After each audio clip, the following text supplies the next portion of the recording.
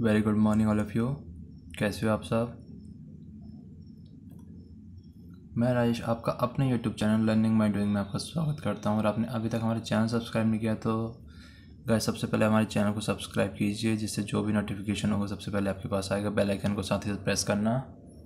तो चलिए, number series हमारा चल रहा था जो टॉपिक, अब उसमें आज हम अल्फ़ाबेटिकली देखते हैं उसमें किस प्रकार से हमारी जो प्रॉब्लम्स है वो सोल्व होती है।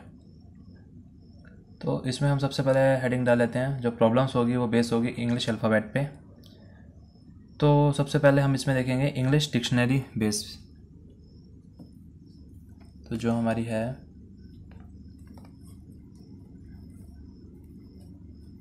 Problem base on English alphabet.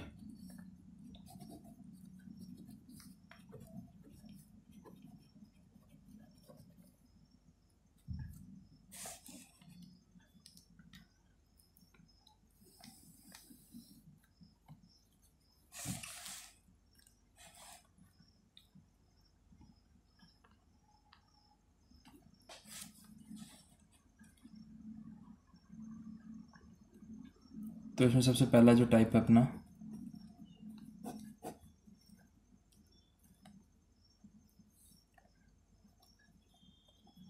English dictionary base.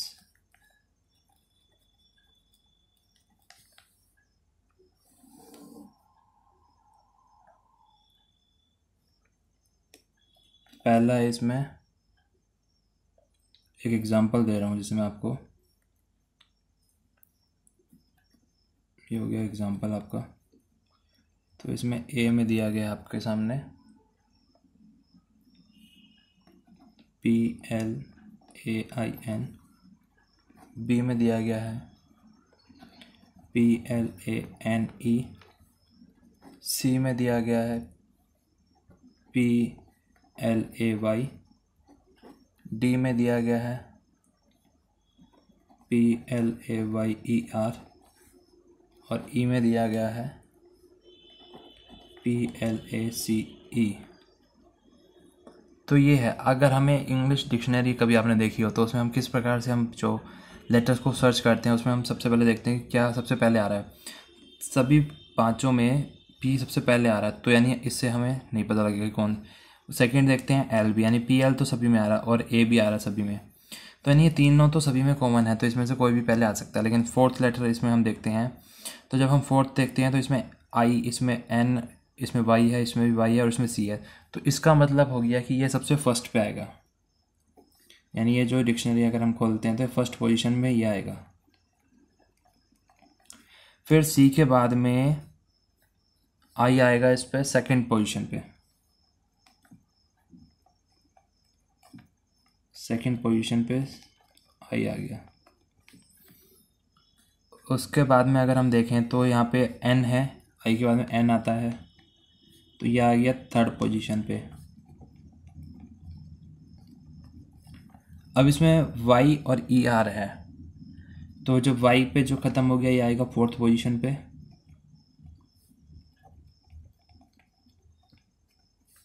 और जो ER है ये आएगा फिफ्थ पोजीशन पे। तो इस प्रकार से हम डिक्शनरी में जब वर्ड सर्च करते हैं तो इस प्रकार से हम करते हैं कि सबसे पहले हम किसे देखते हैं। जैसे और एग्जांपल देखते हैं,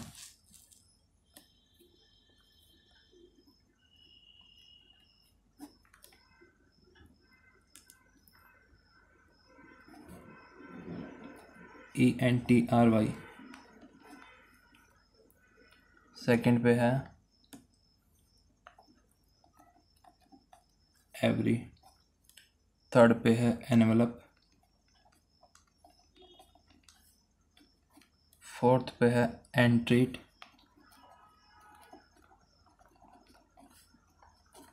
फिफ्थ पे है एंश्योर।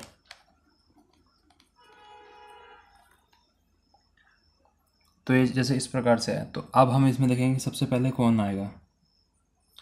ई तो सभी में, ई के बाद में कौन है, एन एन एन और वी, यानी वी तो आ नहीं सकता, तो एन वाला आएगा, यानी ये तो हो गया पहले ही आउट हो गया।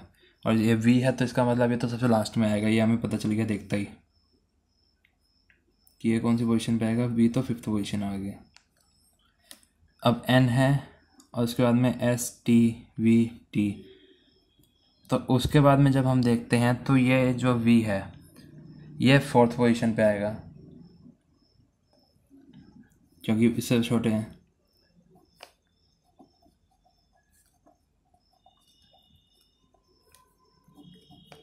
अब बाकी बचे अपने पास ये, तो यहाँ पे है देखो ये 2 हो गए हैं, तो ई एन टी और एस टी, और यहाँ पे भी टी है, तो पहले कौन आएगा यहाँ पे, एस आता है, तो ये आएगा अपना 1st पोजीशन पे, एस वाला 1st पोजीशन पे।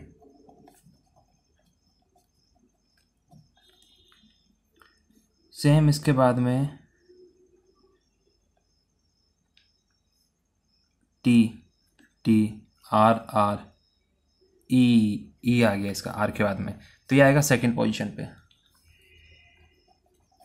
अगर आप लोग डिक्शनरी देखते हो तो सिंपली आप देख पाओगे कि क्या चलता है आखिर डिक्शनरी में भी, आ गया 3rd पे। तो डिक्शनरी पे जब आप सर्चिंग करते हो तो इसी प्रकार से आप करते हो कौन सा लेटर पहले आ रहा है कौन सा बाद में आ रहा है। एक एग्जांपल और लेते हैं, उससे आपको और जो अभी थोड़ा बहुत अगर डाउट होगा तो वो भी आपको क्लियर हो जाएगा।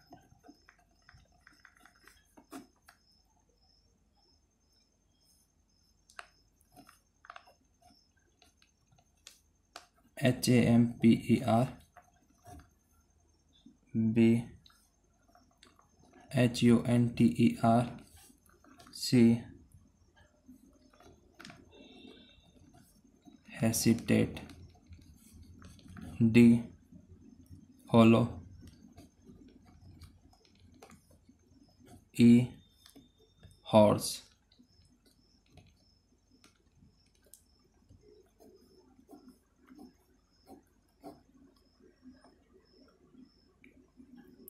इसमें हम देखेंगे सबसे पहले एच के बाद में ए आ रहा है यहाँ पे, तो सबसे पहले 1st पोजीशन पे अपना यही आ गया।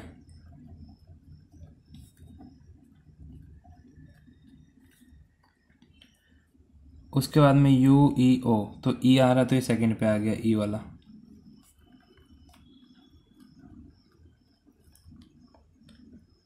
ओ और यू, तो ये तो लास्ट में आएगा, यू से ये हमें पता चल गया, यानी 5th पोजीशन पे हो गए।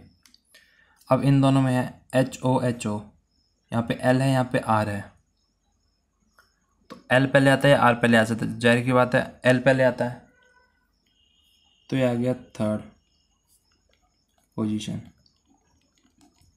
और ये हो गया आपका 4th पोजीशन। तो इस प्रकार से डिक्शनरी बेस वाले जो हमारे सवाल होते हैं वो इस प्रकार से होते हैं। तो हम इसमें देखते हैं दूसरा टाइप। तो अब हम इसमें देखेंगे टाइप 2 अपना।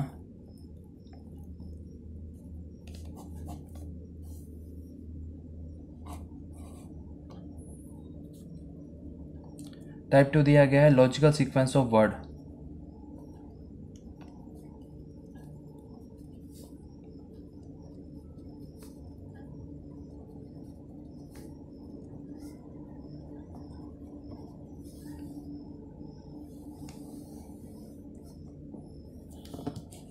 जस्ट वेट, यह आपको विजिबल होगा, देखो लॉजिकल सीक्वेंस ऑफ वर्ड, इसकी टाइप 2 की हेडिंग हो गई है। इसको भी हम एग्जांपल के माध्यम से अच्छे से समझ पाएंगे। तो पहला एग्जांपल लेते हैं। अगर जैसे दिया गया है इन्फेंट, बी दिया गया है, ओल्ड सी दिया गया है, अडल्ट डी दिया गया है, एडोलेसेंट ई दिया गया है, चाइल्ड। तो आपको अब इसमें यह बताना है कि इसका क्या सबसे पहले क्या आएगा, स्टार्टिंग कहाँ से होगी। तो सबसे पहले बच्चा होगा, यानी ये 1st पोजीशन पे आएगा, एकदम छोटा बेबी। उसके बाद में चाइल्ड होगा, 2nd पोजीशन पे आएगा।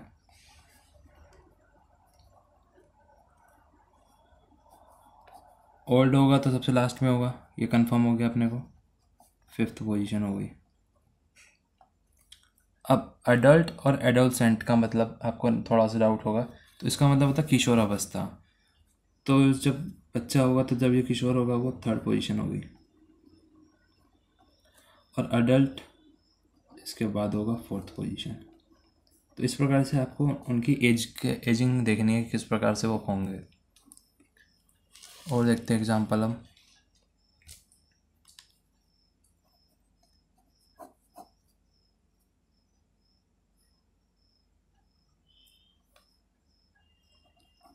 Word WORD, paragraph,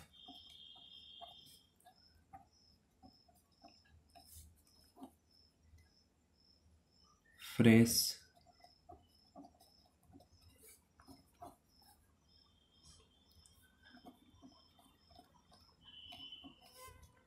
letter,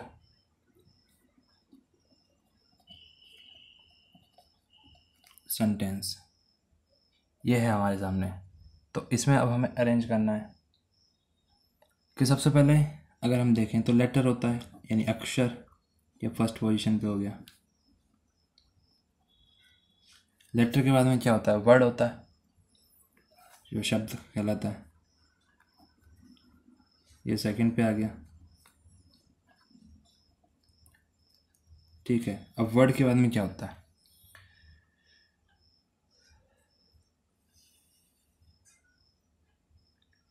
phrase होता है जिसमें कुछ वर्ड होते हैं,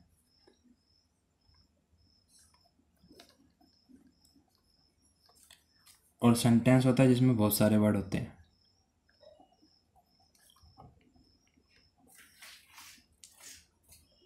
और पैराग्राफ होता है जिसमें बहुत सारे सेंटेंसेस होते हैं। तो ये हो गया 5th पे। तो ये हमने देखे इनके सीक्वेंस।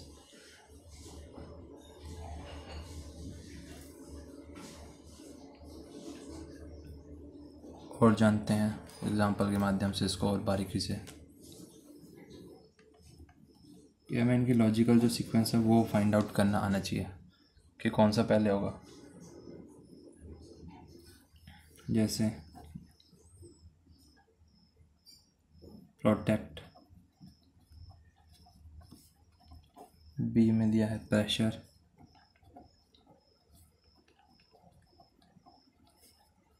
सी में दिया है रिलीफ, डी में दिया है रेन, ई में दिया है फ्लड,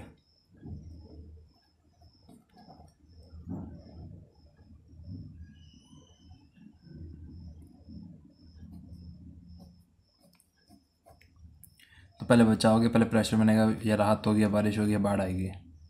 तो सबसे पहले क्या होगा? फर्स्ट में होगा प्रेशर बनता है। प्रेशर के बाद में क्या होता है? बारिश आती है। बारिश के बाद में क्या आता है? फ्लड आता है, यानी बाढ़ आती है, तूफान आता है। तूफान के बाद में क्या होता है? हम बचाते हैं।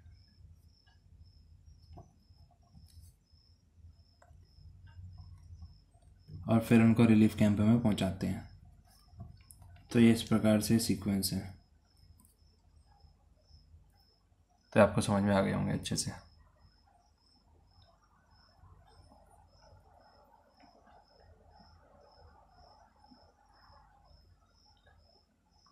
तो आज की क्लास में इतना ही, बाकी नेक्स्ट क्लास में करेंगे इसके आगे कंटिन्यू। तो थैंक यू।